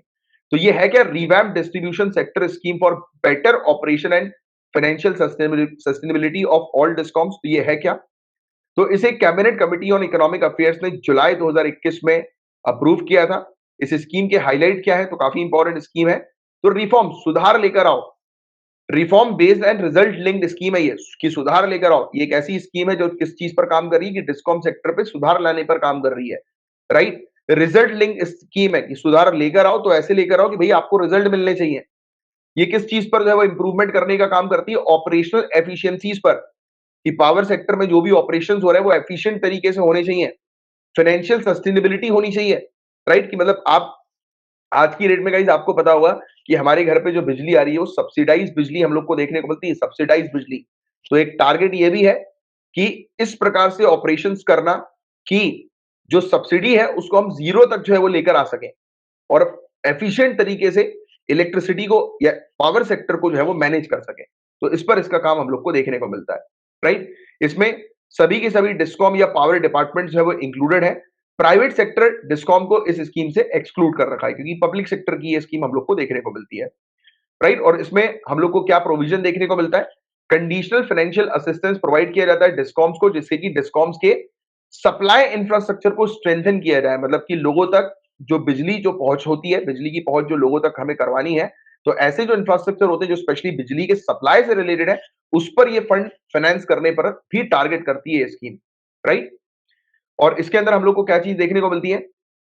Assistance will be based on meeting pre qualifying criteria as well as upon achievement of basic minimum benchmark by discom. तो कुछ डिस्कॉम्स ऐसे होते हैं, उनको तभी शामिल किया जाएगा, मतलब ये पब्लिक जो इलेक्ट्रिसिटी वाली जो कंपनी डिस्कॉम कंपनीज हम लोग को देखने को मिलती हैं, तो पहले तो उनको तभी जो है वो सेलेक्ट किया जाएगा या तभी इसमें शामिल किया जाएगा जब वो कुछ मतलब क्राइटेरिया को फुलफिल करते हो, कुछ एलिजिबिलिटी कंडीशन को फुलफिल करते हो और कुछ कुछ अचीवमेंट करने पर, यानी कि इस स्कीम के थ्रू कुछ कुछ डिस्कॉम्स को जो टास्क दिए जाएंगे तो वो जैसे जैसे अचीव करेंगे उनको वैसे वैसे बेनिफिट जो है वो डिसबर्स किया जाएगा इस स्कीम का, राइट? और इस स्कीम के अंदर क्या चीज इन्वॉल्व है? Compulsory smart metering ecosystem involve किया गया है कि स्मार्ट मीटर लगाओ, ऐसा इकोसिस्टम लगाओ जिससे कि आप इलेक्ट्रिसिटी को ट्रैक कर सको पूरे के पूरे डिस्ट्रीब्यूशन सेक्टर में, starting from electricity feeder. Electricity feeder क्या है? कि जहां से इलेक्ट्रिसिटी जा रही है, राइट, और कंज्यूमर लेवल तक, कंज्यूमर तक पहुंच रही है। तो जहां से आप इलेक्ट्रिसिटी भेज रहे हो और कंज्यूमर तक पहुंचा रहे हो, हर जगह पर आपको मीटर जो है वो लगाने हैं, राइट? तो ये चीज हम लोग को देखने को मिल रही है। और स्कीम जो है वो किस चीज पर फोकस करती है? फीडर सेग्रीगेशन को फंड करने पर फोकस करती है अनसेग्रीगेटेड फीडर से। कि मतलब वही कुल मिलाकर उसी चीज की ये बात कर रहे हैं कि जो फीडर्स जो होते हैं, मतलब कि जो इलेक्ट्रिसिटी, यानी कि एक पावर हाउस से इलेक्ट्रिसिटी जो जनरेट हो रही है और जो कंज्यूमर तक जो जा रही है, तो आपको क्या करना है कि जो जो अभी रिकॉर्ड्स में नहीं है उन उनको आपको रिकॉर्ड्स में जो है वो लेकर आना है। पहली चीज तो ये उसका फोकस रहता है कि जिससे कि आप तरीके से उस चीज को ट्रैक कर सको। और स्कीम का मेन फोकस है वो किस चीज के ऊपर है? इलेक्ट्रिसिटी सप्लाई फार्मर्स तक पहुंचनी चाहिए। इसलिए जो अभी हमने जो बात करी है हैकेथॉन कंपटीशन के बारे में, उसमें मेन फोकस जो है वो किस चीज पर भी रखा गया है? वेजिटेशन पर भी रखा गया है, राइट? क्योंकि फार्मर्स को भी ये प्रोवाइड कराना है, राइट, इलेक्ट्रिसिटी। और डे टाइम इलेक्ट्रिसिटी जो है वो प्रोवाइड की जाए सोलराइजेशन ऑफ एग्रीकल्चरल फीडर्स के माध्यम से, कि भाई आप अब इलेक्ट्रिसिटी प्रोड्यूस करने के लिए सोलर टेक्नोलॉजी का भी जो है वो उपयोग करो, रिन्यूएबल एनर्जी का भी उपयोग करो, राइट? तो ये चीज हम लोग को देखने को मिलती है। और फीडर क्या होता है मैंने आपको ऑलरेडी बता ही दिया। इसके इंप्लीमेंटेशन की अगर हम लोग बात करें तो इंटीग्रेटेड पावर डेवलपमेंट स्कीम के तौर पर ये हम लोग को देखने को मिल रही है। इसके अंदर काफी सारी स्कीम्स को मर्ज कर दिया गया है और इसको एक अम्ब्रेला प्रोग्राम के तौर पर बनाया गया है, जैसे कि दीनदयाल उपाध्याय ग्राम ज्योति योजना, प्रधानमंत्री सहज बिजली हर घर योजना। तो ये सब जितनी भी स्कीम्स हम लोग को देखने को मिल रही है पावर सेक्टर रिफॉर्म्स की जो स्कीम है, उन सबको जो है वो मर्ज कर दिया गया है और एक अम्ब्रेला प्रोग्राम के अंडर जो है वो इनको डाल दिया गया है, राइट? और हर एक स्टेट का खुद का एक्शन प्लान हम लोग को देखने को मिलता है स्कीम को इंप्लीमेंट करने का, rather than one size fits all approach. यानी कि ये एक एक स्कीम जो है वो सभी के लिए एप्लीकेबल ना करने की जगह स्टेट्स को भी जो है वो कह दिया कि आप अपने हिसाब से जो है वो एक्शन प्लान अपना खुद का जो है वो तैयार कर सकते हो अपनी स्टेट की डिस्कॉम कंपनीज को क्या करने का, बेटर बनाने का, उसमें सुधार लाने के लिए। तो स्टेट अपने हिसाब से भी इंप्लीमेंट कर सकती है। और नोडल एजेंसी इस स्कीम के इंप्लीमेंटेशन की हम लोग को कौन सी देखने को मिलती है? Rural electrification corporation limited and power finance corporation, REC और पीएफसी। और ऑब्जेक्टिव इस स्कीम के हम लोग को क्या देखने को मिल रहा है? ये चीज बहुत इंपॉर्टेंट है। पहली बात तो टेक्निकल और commercial losses pan India level पर, पूरे इंडिया पर जो भी लॉस होता है इलेक्ट्रिसिटी का, चाहे वो टेक्निकल लेवल पर हो या कमर्शियल लेवल पर हो, तो उसे 12 से 15% तक कम करना है 2024 और 2025 तक। और जो भी डेफिसिट हम लोग को देखने को मिलते हैं, राइट, यानी कि जो लॉसेस हम लोग को एक प्रकार से देखने को मिलते हैं जो सरकार की तरफ से है, तो उसको हमें जीरो तक लेकर आना है। मतलब कि कुल मिलाकर जो यहां पर जो बात की जा रही है वो सब्सिडी की डायरेक्टली बात की जा रही है कि डेफिसिट जो है, क्योंकि हम लोग जो है वो सरकार के मामले में डेफिसिट शब्द का जो है वो उपयोग करते हैं, आपको पता होगा इस चीज के बारे में। तो ये जो डेफिसिट है, जो इलेक्ट्रिसिटी के कॉस्ट जो हमें देखने को मिलती है, जो इलेक्ट्रिसिटी का एक्चुअल कॉस्ट है और जिस प्राइस पर इलेक्ट्रिसिटी सप्लाई की जाती है, मतलब कि प्रोडक्शन कॉस्ट और सप्लाई का कॉस्ट, तो उसको, उसके बीच में जो गैप है उसको जीरो कर देना, कि जितने में इलेक्ट्रिसिटी प्रोड्यूस हो रही है और जो भी उसमें चार्जेस वगैरह एक्स्ट्रा लग रहे हैं तो वो कंज्यूमर उसको बियर कर रहा है। तो इस चीज को जो है वो बराबर करना 2024-2025 तक। और इंस्टीट्यूशनल कैपेबिलिटीज डेवलप करना मॉडर्न डिस्कॉम्स के लिए, और इंप्रूवमेंट जो है वो लेकर आना क्वालिटी, रिलायबिलिटी, अफोर्डेबिलिटी में। यानी कि जो भी पावर का सप्लाई होता है, इलेक्ट्रिसिटी सप्लाई होती है, कंज्यूमर तक इलेक्ट्रिसिटी पहुंचती है, तो उसको इंप्रूव करना, उसकी क्वालिटी को, उसकी रिलायबिलिटी को, अफोर्डेबल बनाना और सस्ता जो है वो करना, राइट? तो ये चीज हम लोग को देखने को मिलती है, राइट? और ऑपरेशनल एफिशिएंट डिस्ट्रीब्यूशन सेक्टर तैयार करना, राइट? ऑपरेशनली एफिशिएंट, या एफिशिएंट हो डिस्ट्रीब्यूशन सेक्टर। क्लियर? तो ये कुछ चीजें थी जिसके बारे में आपको ध्यान में रखना है, स्पेशली ये टारगेट ध्यान में रखो। हम लोग डिस्कस करेंगे पर्वतमाला योजना के बारे में, पर्वतमाला स्कीम के बारे में, काफी इंपॉर्टेंट टॉपिक है। नेशनल रोपवे डेवलपमेंट प्रोग्राम पर्वतमाला, ये अनाउंस किया गया है यूनियन फाइनेंस मिनिस्टर के द्वारा यूनियन बजट 2022-2023 में, कि हिली एरियाज पर, जो पर्वत वाले जो एरियाज हम लोग को देखने को मिलते हैं, वहां पर कनेक्टिविटी को इंप्रूव करना, क्योंकि हिली एरियाज जो होता है वहां पर टेरेन जो होता है वो काफी खराब होता है, वहां पर कनेक्टिविटी काफी खराब होती है, वहां पर रोड्स वगैरह जो होते हैं वो अवेलेबल नहीं होते। तो रोपवे के माध्यम से आप जो है वो पहुंच सकते हो ऐसे एरियाज पर जहां पर रोड्स नहीं है, जहां पर कनेक्टिविटी की दिक्कत है। तो उसी ऑब्जेक्टिव से, उसी एम से ये पर्वतमाला स्कीम जो है वो अनाउंस की गई, राइट? तो या प्रोग्राम जो है वो अनाउंस किया गया। तो ये पूरी स्कीम जो है वो है क्या? तो ये एक प्रिफर्ड इकोलॉजिकली सस्टेनेबल ऑल्टरनेटिव है। क्या है? ऑल्टरनेटिव, कि जहां पर जो कन्वेंशनल रोड्स होते हैं डिफिकल्ट हिली एरियाज में, यानी कि ऐसे एरियाज में जहां पर जाना वाया रोड काफी मुश्किल है, तो आप रोपवे के माध्यम से वहां पर जा सकते हो। तो ये एक इकोलॉजिकली सस्टेनेबल ऑल्टरनेटिव है कन्वेंशनल रोड्स का। तो ये पॉइंट ध्यान में रखना। और आइडिया क्या है? कनेक्टिविटी को इंप्रूव करना और कम्यूटर्स के लिए कन्वीनियंस को इंप्रूव करना, कन्वीनियंस एंड कनेक्टिविटी को इंप्रूव करना, और टूरिज्म को प्रमोट करना। और जो कंजेस्टेड अर्बन एरियाज है वहां पर भी इसका इस्तेमाल किया जा सकता है, यानी कि ऐसे कुछ शहरी एरियाज जो काफी भीड़ भाड़ वाले हम लोग को देखने को मिलते हैं, तो वहां पर भी इस सिस्टम का जो है वो इस्तेमाल किया जा सकता है। आज बताया जा रहा है कि आज की डेट में ये जो पर्वतमाला स्कीम जो है वो शुरू की जा रही है उत्तराखंड, हिमाचल प्रदेश, मणिपुर, जम्मू कश्मीर और दूसरे नॉर्थ ईस्ट स्टेट पर। इसकी नोडल मिनिस्ट्री हम लोग को ministry of road transport and highways देखने को मिल रही है, और जिसकी रिस्पॉन्सिबिलिटी होगी रोप वे को तैयार करने की, डेवलप करने की। और रोप वे इंफ्रास्ट्रक्चर का बेनिफिट क्या है? तो एक तो ये थोड़ा सस्ता पड़ता है एज कम्पेयर टू रोड वोड बनाना, क्योंकि रोड बनाओगे आज तो जमीन लेनी पड़ेगी, बट यहाँ पर ऐसा कुछ नहीं, यहाँ पर लैंड एक्विजिशन कॉस्ट काफी कम होती है। फास्टर मोड ऑफ ट्रांसपोर्टेशन है एज कम्पेयर टू रोडवेज की अगर हम बात करें तो, और फास्ट मोड है ये रोप वे, रोडवे से फास्टर है रोप वे, राइट? और क्योंकि उसमें कोई भी हम लोग को कंजेशन नहीं देखने को मिलता, एनवायरमेंटली फ्रेंडली है, लो डस्ट एमिशन इससे होता है, राइट? और लास्ट माइल कनेक्टिविटी प्रोवाइड कराने का ये काम करती है, लास्ट माइल कनेक्टिविटी, राइट? और भारी मात्रा में पैसेंजर्स को भी जो है वो लेकर जा सकती है, 6000 से 8000 पैसेंजर पर आवर, राइट? अगर प्रॉपर टेक्नोलॉजी है आपके पास अच्छी। और इसके अलावा डिफिकल्ट और चैलेंजिंग और सेंसिटिव टेरेन जो होता है, यानी कि ऐसे कुछ इलाके रोड्स वगैरह जो होते हैं जो बिल्कुल भी ठीक नहीं है, तो वहां पर आप इसको ला सकते हो, ले जा सकते हो, राइट? तो ये चीज हम लोग को देखने को मिलती है। सेफ्टी और सिक्योरिटी को भी इंश्योर करती है ना? Very good. तो ये था गाइस पूरा पूरा टॉपिक। उम्मीद करता हूँ ये टॉपिक आपको अच्छे से समझ में आ गया होगा। काफी इंपॉर्टेंट टॉपिक है, बहुत ध्यान से सुनना। एक प्रपोजल लाया गया था वर्ल्ड ट्रेड ऑर्गेनाइजेशन नेगोशिएशंस में 2020 के दौरान, कि टेम्परली वेव कर दो इंटेलेक्चुअल प्रॉपर्टी राइट्स को, जो कि ज्यादातर वेस्टर्न कंट्रीज के पास है, वैक्सीन को लेकर, थेरापॉटिक्स यानी कि चिकित्सा जो हम लोग को देखने को मिलती है, दवाई वगैरह जो हम लोग को देखने को मिलती है, विधि वगैरह जो हम लोग को देखने को मिलती है, डायग्नोस्टिक्स जो होती है कोविड 19 के लिए, तो कोविड 19 की वैक्सीन, थेरापॉटिक्स, डायग्नोस्टिक्स, तो ये जो चीज है, जो वेस्टर्न कंट्रीज के पास ज्यादातर इनकी टेक्नोलॉजीज है, इनको बनाने की प्रोसेस है, उस पर जो वेस्टर्न कंट्रीज के पास जो आईपीआर है, इंटेलेक्चुअल प्रॉपर्टी राइट जो है, उसको टेम्परली वेव कर दिया जाए। तो ऐसा प्रपोजल 2020 में रखा गया था। और ये जो प्रपोजल जो था गाइस, तो ये संयुक्त रूप से इंडिया के द्वारा भी तैयार किया गया था। और आज की डेट में रिस्क ये है कि इंडिया को इस प्रपोजल से हटाया जा रहा है, क्योंकि हम ही ने ये आइडिया दिया और हम ही को ही हटाने की अभी चर्चा चल रही है, बात चल रही है। पहले यहां पर रुकते हैं थोड़ा सा, पहले इस चीज को आप मुझे बताओ कमेंट बॉक्स पे लिखकर कि क्या है ये, मतलब किस प्रकार के वेव की बात की जा रही है इंटेलेक्चुअल प्रॉपर्टी राइट्स के, किस टाइप का ये वेव है। तो इस चीज को अभी के अभी समझो गाइस। होता क्या है, पहले इंटेलेक्चुअल प्रॉपर्टी राइट्स क्या होता है, ये हालांकि अभी थ्योरी में मैं आपको समझाऊंगा, बट पहले अभी जनरली समझो।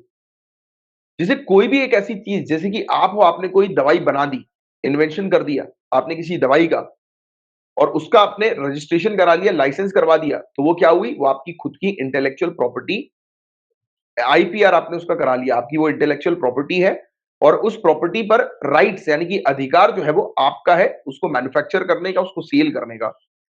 आपके बिना परमिशन के कोई दूसरा व्यक्ति या इंस्टीट्यूशन कंपनी वो उसको बना नहीं सकती, उसको सेल नहीं कर सकती बिना आपकी परमिशन के। अगर उसने ऐसा किया तो आप उसके खिलाफ कार्रवाई कर सकते हो और आपको फिर मुआवजा मिलेगा, कंपनसेशन मिलेगा। तो this is IPR, intellectual property right. अब बात ये हुई थी वर्ल्ड ट्रेड ऑर्गेनाइजेशन में 2020 के दौरान हम लोगों ने प्रपोजल किया था, हम लोगों ने प्रपोज रखा था, इंडिया ने प्रपोजल रखा था कि कोई भी ऐसी जो कोविड 19 की जो वैक्सीन है, दवाइयां हैं, जो सपोर्ट सिस्टम कोविड 19 के दौरान जो हमें देखने को मिलते हैं काफी सारे, जिनका आईपीआर ज्यादातर वेस्टर्न कंट्रीज के पास है, तो आप अभी कुछ समय के लिए आईपीआर वेव कर दो जिससे कि दूसरी कंपनीज भी मैन्युफैक्चर कर सके और ज्यादा लोगों को ये दवाइयां बनाकर डिस्ट्रीब्यूट कर सके, राइट। तो टेम्पररी पीरियड के लिए आईपीआर को वेव करने को लेकर ये प्रपोजल था। बट आज की डेट में रिस्क ये है कि हमने ये आइडिया दिया और हम ही को इस आइडिया से बाहर करने के लिए कुछ जो मेंबर्स हैं डब्ल्यूटीओ के वो डिस्कशन कर रहे हैं। तो इंडिया और साउथ अफ्रीका इन्होंने ज्वाइंटली स्पॉन्सर किया था एक प्रपोजल अक्टूबर 2020 में, राइट। इसको अपडेट किया गया काफी सारी लो और मिडिल इनकम कंट्रीज के रिप्रेजेंटेशन के साथ, राइट, कि इसको थोड़ा सा मॉडिफाई कर दिया, इनके प्रतिनिधित्व के साथ इसको मॉडिफाई कर दिया गया। इसमें यह चीज मेंशन की गई कि चाइना को इससे बाहर रखा जाएगा, राइट, क्योंकि चाइना आप जानते हैं कि चतुर चालाक है, तो उसको थोड़ा सा हमने बाहर रखा और कहा कि लो इनकम कंट्रीज और मिडिल इनकम कंट्रीज जो है यहां पर स्पेशली इंडिया जो है, क्योंकि इंडिया आप जानते हैं ग्लोबल लेवल पर मेडिसिन को सप्लाई करती है, तो इंडिया ने कहा कि हम जो है ये दूसरी कंट्रीज के जो आईपीआर है, स्पेशली वेस्टर्न कंट्री के जो आईपीआर है, तो उसका इस्तेमाल मतलब उसको वेव आप कर दोगे तो उनकी जो टेक्नोलॉजी है, उनके जो प्रोडक्ट्स है उसको इंडिया मैन्युफैक्चर करेगी, राइट, और मैन्युफैक्चर करने के बाद ये लो और मिडिल इनकम कंट्रीज में भेजेगी। तो ये जो है वो इंडिया को वो दिया जाए, राइट जो है वो इंडिया को दिया जाए इस प्रकार के से, या फिर इंडिया को छूट दी जाए कि इंडिया जो है वो दवाई मैन्युफैक्चर करके इन सब कंट्रीज को जो है वो भेज सके, क्योंकि इंडिया के पास है रिसोर्स, राइट। हम लोग बनाते हैं, हम लोग ग्लोबल लेवल पर मेडिसिन सप्लाई करते हैं, राइट, फॉर एटलीस्ट ईयर। तो कहा गया एटलीस्ट 1 साल के लिए तो हमें दिया जाए जिससे कि ये पेंडेमिक की सिचुएशन को हैंडल करने में हम लो और मिडिल इनकम कंट्रीज की हेल्प कर सके, राइट। तो अभी पूरा मुद्दा क्या है, तो यहां तक आपको बात समझ में आ गई कि क्या बात है।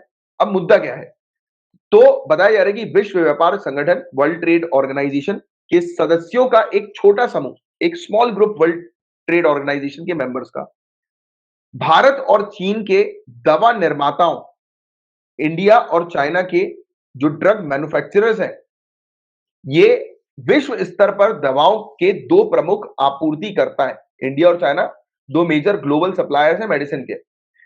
इनको संभावित आईपीआर दायित्व से छूट से बाहर करने के लिए सुझाव पर चर्चा कर रहे हैं। मतलब कि डब्ल्यूटीओ का एक छोटा ग्रुप है, ये डिस्कस कर रहा है कि इंडिया और चाइना को इस एक्सक्लूजन से बाहर निकालो।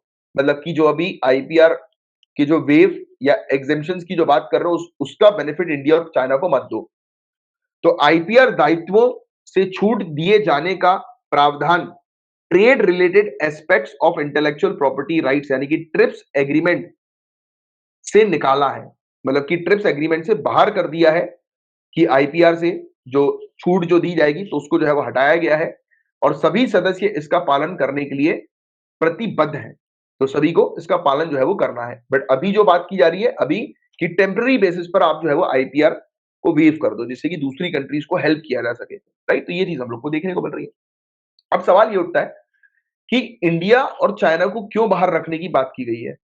तो ऑब्वियस ये बात है कि डर ये है कि ये कंट्री जो है वो बेनिफिट ना उठा ले, वो वेस्टर्न कंट्रीज को कंपटीशन ना दे दे। अगर उस प्रकार से उनको अगर ये मिल जाता है तो इस प्रकार का अधिकार मिल जाता है तो ये ग्लोबल कंपटीशन पर जो है वो आ जाएंगी, क्योंकि इनका जो मार्केट जो होगा वो एक्सपेंड हो जाएगा, बूस्ट हो जाएगा। तो ये दूसरी जो मेडिसिन है जो ग्लोबल लेवल पर डिस्ट्रीब्यूट की जाती हैं, ग्लोबल लेवल पर जो जानी जाती हैं, तो उसको ओवरटेक कर देंगी। तो फिर ये बिल्कुल भी दूसरी कंपनीज के बिजनेस के लिए सही नहीं रहेगा और फिर वो कॉन्फ्लिक्ट क्रिएट होगा, क्योंकि इंडिया ऑलरेडी भारी मात्रा में मैन्युफैक्चर करती है दवाइयों को, राइट। तो ये चीज इसलिए इंडिया को बाहर करने की बात पर चर्चा की जा रही है। Also manufacturers want to limit any benefits of the waiver only to African countries. तो ये जो डब्ल्यूटीओ के मेंबर्स हैं ये चाहते हैं कि ये बेनिफिट सिर्फ और सिर्फ अफ्रीकन कंट्रीज को मिलना चाहिए और दूसरी कंट्रीज को नहीं मिलना चाहिए, राइट। इंडियन मैन्युफैक्चरर्स को स्पेशली इसका बेनिफिट नहीं मिलना चाहिए, क्योंकि इंडियन मैन्युफैक्चरर्स बहुत ज्यादा मात्रा में प्रोडक्शन करते हैं और वो अपने वेस्टर्न कॉम्पिटिटर्स को जो है वो पछाड़ देंगे, राइट? जैसे कि मैंने अभी आपको समझाया। सो अपोजिशन जो है वो क्यों हो रहा है इस प्रकार के वेवर का, और क्या आर्ग्यूमेंट इसके अगेंस्ट हम लोग को देखने को मिल रहा है? तो इंटेलेक्चुअल प्रॉपर्टी राइट्स को वेव करना ना ही वैक्सीन के प्रोडक्शन को इंक्रीज कर देगा, ना ही डिप्लॉयमेंट को यानी कि उसके सप्लाई को जो है वो इंक्रीज कर देगा, और ना ही कोई प्रैक्टिकल सोल्यूशन है वायरस को हैंडल करने का या वायरस से फाइट करने का। सिंस इंटेलेक्चुअल प्रॉपर्टी जो है वो कभी भी कोई भी बैरियर नहीं बनी है। इंटेलेक्चुअल प्रॉपर्टी राइट्स को वेव करना, बल्कि यह भी कहा जाता है कि ये किसको इंपैक्ट करेगा? पेशेंट की सेफ्टी को, रोगी की सुरक्षा पर प्रभाव करेगा। क्यों? क्योंकि अगर आप इस प्रकार से ओपन कर दोगे डोर्स आईपी के, तो काफी सारी फेक कंपनी जो है वो फेक मेडिसिन जो है वो डिस्ट्रीब्यूट करना शुरू कर देगी और लोग उसको ले लेंगे आसानी से, और कई बार फेक दस्तावेजों के माध्यम से फेक मेडिसिन जो है वो डिस्ट्रीब्यूट होने लगेंगी। तो that will become another difficulty कि फेक मेडिसिन जो है वो डिस्ट्रीब्यूट हो रही है और पेशेंट की लाइफ जो है वो और ज्यादा खतरे में पड़ जाएगी। पेशेंट ये समझ के दवाई लेंगे कि वो दवाई उनको असर करेगी, बट वो असर नहीं करेगी, बल्कि उल्टा और रिएक्शन कर सकती है, राइट? तो आज की डेट में टॉप मोस्ट प्रायोरिटी जो है वो क्या होनी चाहिए? सप्लाई साइड कॉन्स्टेंट जो है, यानी कि जो मेडिसिन का जो सप्लाई नहीं हो रहा है, तो जो प्रॉब्लम्स आ रही है सप्लाई चेन में, तो उसको रिजॉल्व करना, और इवन जैसे प्रोडक्शन को इंक्रीज करना, ये जितनी भी, क्योंकि ऑब्वियस ही बात है कि मेन ऑब्जेक्टिव तो प्रोडक्शन का ही है ना। तो जिस कंपनी के पास इंटेलेक्चुअल प्रॉपर्टीज है, तो उसके प्रोडक्शन को एनहांस करने पर फोकस करो, क्योंकि ये कहीं भी सोल्यूशन तो बनेगा नहीं, बल्कि उसका उल्टा ही हम लोग को देखने को मिलेगा। क्योंकि अगर प्रोडक्शन वाली जो कंपनी है, यानी कि मैन्युफैक्चरर कंपनी है, जिसका खुद का आईपी है, जिसका खुद का इन्वेंशन है, तो उसको हेल्प कर दो, आप उसको सपोर्ट कर दो, और वो यूनिट्स जो है वो अपनी स्टैब्लिश कर सके, जिससे कि एटलीस्ट उसकी जो इंटेलेक्चुअल प्रॉपर्टी है वो कॉम्प्रोमाइज ना हो, है कि नहीं? क्योंकि ऑब्वियस ही बात है कि अगर कोई एक इन्वेंटर है, उसने अगर किसी चीज का इन्वेंशन किया, किसी चीज को बनाया, उस पर उसने टाइम लगाया, पैसे लगाए, और वो अगर इस प्रकार से जो है वो कॉपी हो जाए, तो ऑब्वियस ही बात है कि that will become very difficult for them, है ना? तो ये एक बड़ा इशू है, बहुत मेजर इशू है ये, राइट? तो इससे क्या होगा? इससे इनोवेशन हैम्पर होता है। इससे फिर लोग जो है वो इनोवेशन की तरफ फिर सोचते नहीं है, क्योंकि उनको डर ही हो जाता है कि यार इनोवेट करेंगे, कोई चुरा के ले जाएगा, राइट? तो ये वाला पॉइंट भी थोड़ा-सा ध्यान में रखना, दिमाग में रखना। तो ये सब चीज़ें हम लोग को देखने को मिलती है। तो आईपी बैरियर्स हैं, और जो वही चीज़ मैंने आपको बताई कि वैक्सीन की मैन्युफैक्चरिंग को बूस्ट करो, आप बढ़ाओ, राइट? जो भी थेरापेटिक्स हम लोग को देखने को मिलती है, डायग्नोस्टिक सर्विसेज के लिए जो जिन चीज़ों का इस्तेमाल किया जाता है, इक्विपमेंट्स वगैरह का, तो उसके प्रोडक्शन को इंक्रीज कर दो, राइट? या जो भी चीज़ एसेंशियल हम लोग को ट्रीटमेंट के लिए देखने को मिलती है, उसको बढ़ावा दो, उसको एनहांस करो, राइट? तो ये चीज़ हम लोग को देखने को मिल रही है। सो इंटेलेक्चुअल प्रॉपर्टी वेवर कोविड-19 वैक्सीन के लिए क्या है? मतलब इसका क्या तात्पर्य है कि आप जो है वो कोविड-19 वैक्सीन के लिए इंटेलेक्चुअल प्रॉपर्टी को वेव कर रहे हो। तो इंटेलेक्चुअल प्रॉपर्टी वेवर जो है वो एक स्पेस ओपन कर देगा कि कोविड की वैक्सीन जो है, उसका प्रोडक्शन भारी मात्रा में किया जा सकता है इमरजेंसी यूज ऑथराइजेशन के साथ।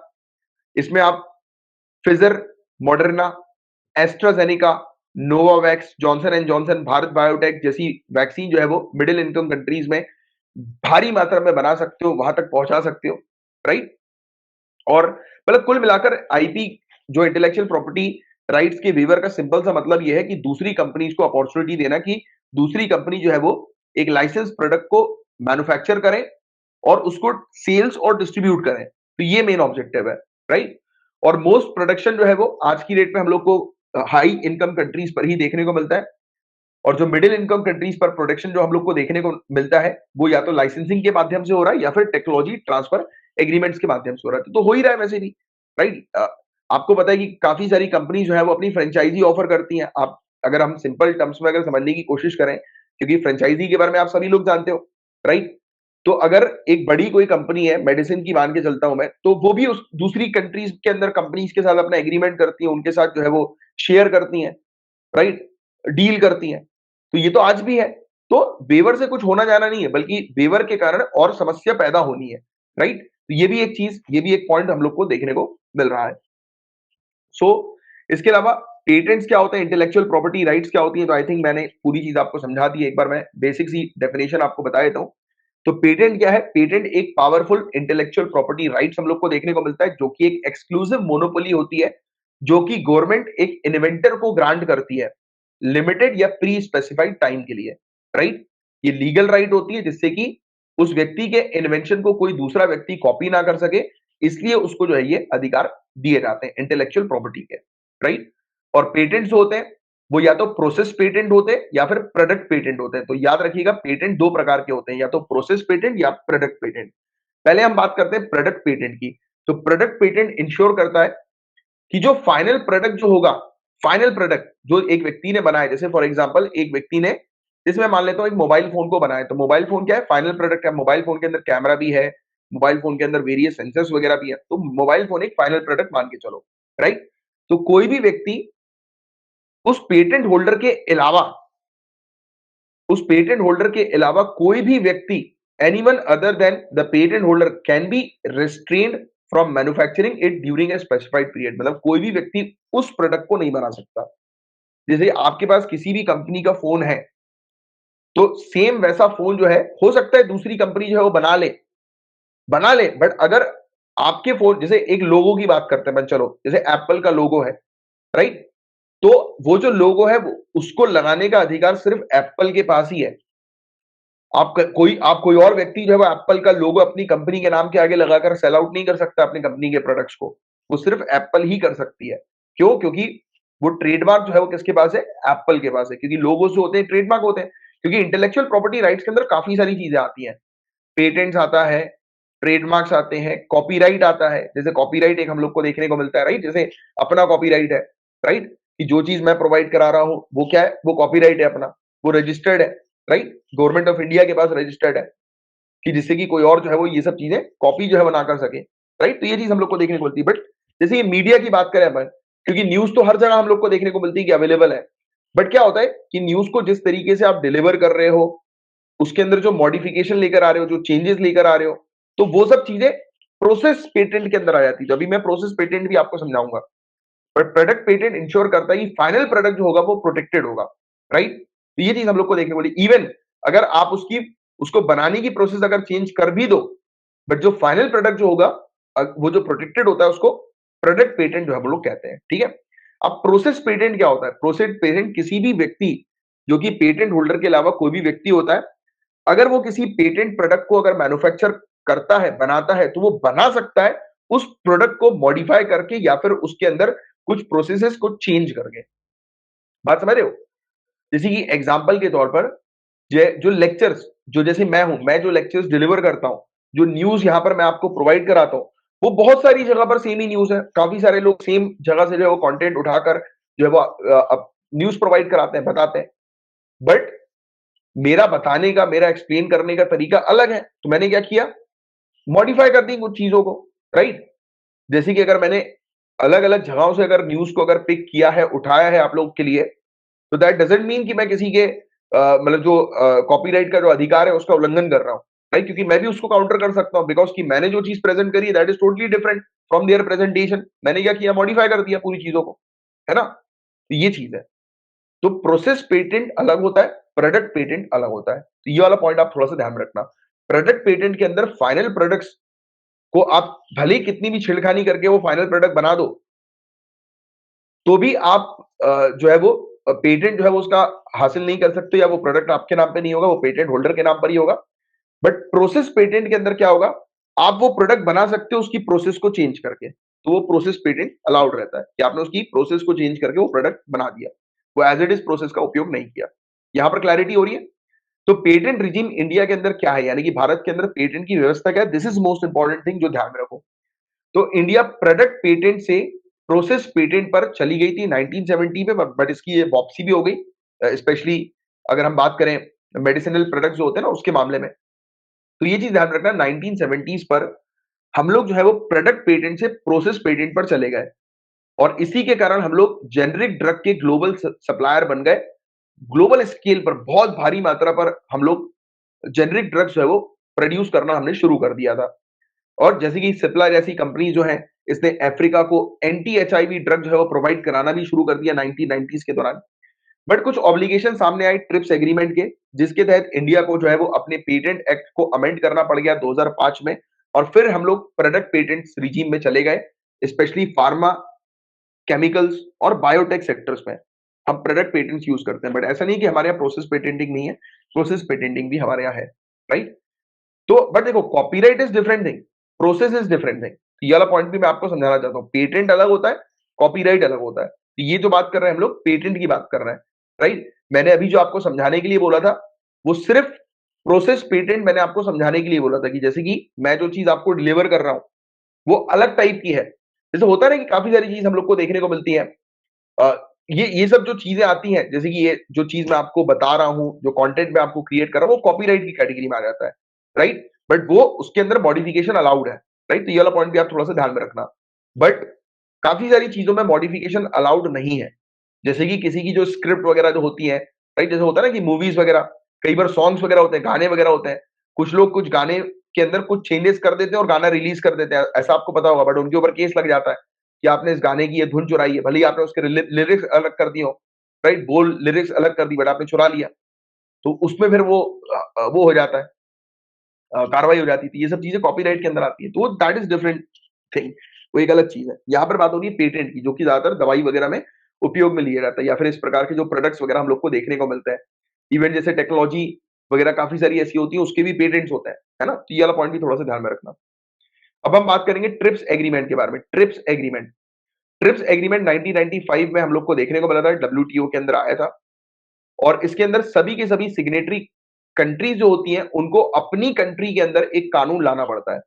मतलब ट्रिप्स एग्रीमेंट करने वाली जो कंट्री होती है, ट्रिप्स एग्रीमेंट को साइन करने वाली जो कंट्रीज होती हैं, उनके लिए ये इंपॉर्टेंट होता है कि वो अपनी खुद की कंट्री के अंदर कानून लेकर आए इंटेलेक्चुअल प्रॉपर्टी राइट से रिलेटेड, राइट। तो ये चीज आपको थोड़ा सा ध्यान में रखना है। ये मिनिमम स्टैंडर्ड प्रोवाइड कराती है, गारंटी प्रोवाइड कराती है मिनिमम स्टैंडर्ड्स की आईपी प्रोटेक्शन में। ये हेल्प करती है इनोवेटर्स को कि इनोवेटर्स अपने इंटेलेक्चुअल प्रॉपर्टी को मल्टीपल कंट्रीज के अंदर मोनिटाइज कर सकते हैं। कि एक व्यक्ति एक इनोवेटर है, उसकी कोई मतलब इन्वेंशन है उसका, तो उस इन्वेंशन को मल्टीपल कंट्रीज में प्रोटेक्शन देता है ये ट्रिप्स, राइट। फिर 2001 में वर्ल्ड ट्रेड ऑर्गेनाइजेशन ने साइन किया दोहा डिक्लेरेशन को। तो याद रखना दोहा डिक्लेरेशन जो है वो किससे रिलेटेड है, तो आपसे क्वेश्चन पूछा जा सकता है। या फिर दोहा डिक्लेरेशन जो है वो कब साइन हुआ, तो 2001 में साइन हुआ। तो इसके अंदर क्लैरिफाई किया गया कि पब्लिक हेल्थ इमरजेंसी के दौरान सरकार जो होती है वो किसी भी कंपनी को एक लाइसेंस जो है वो प्रोवाइड करा सकती है। पेटेंट लाइसेंस भले वो किसी भी मैन्युफैक्चरर का हो, तो वो प्रोवाइड करा सकती है मैन्युफैक्चर करने के लिए। और जो पेटेंट प्रोडक्ट का जो ओनर है, मतलब कि जो पेटेंट होल्डर है, उसको भले ही अंडर वैल्यू अगर मिल रही हो, यानी कि जैसे फॉर एग्जांपल होता है कि आपने जैसे कोई इन्वेंशन किया तो आपको पता है कि इस इन्वेंशन का क्या प्राइस होगा, बट अगर आपको अंडर प्राइस अगर सरकार पे कर रही है तो भी आप चैलेंज नहीं कर सकते। क्यों? क्योंकि सरकार पब्लिक हेल्थ इमरजेंसी के दौरान जो है ये चीज कर सकती है, पावर सरकार के पास है। तो ये दोहा डिक्लेरेशन में डब्ल्यूटीओ ने डिक्लेयर कर दिया था, राइट। इस प्रोविजन को कॉमनली कंपलसरी लाइसेंसिंग के तौर पर रेफर किया जाता है। कंपलसरी लाइसेंसिंग की इमरजेंसी के समय पर कोई भी कंट्री की गवर्नमेंट किसी भी इंटेलेक्चुअल प्रॉपर्टी को जो है वो मतलब कि, या फिर आप कह सकते हो किसी भी इंडिविजुअल के इंटेलेक्चुअल प्रॉपर्टी राइट्स जो होते हैं, अधिकार जो होते हैं, उसको उसका उल्लंघन करवा के सरकार जो है वो किसी कंपनी को जो है वो दे सकती है मौका कि आप जो है वो इसके उसकी बिना परमिशन के भी कि आप जो है वो इसके प्रोडक्ट को जो है वो मैन्युफैक्चर कर सकते हो। ये सरकार अपनी मोहर लगाकर दे सकती है, बट वो सिर्फ इमरजेंसी सिचुएशन में ही पॉसिबल ऐसा हो पाएगा। ऐसा दोहा डिक्लेरेशन के अंदर हम लोग को देखने को मिल रहा है, राइट।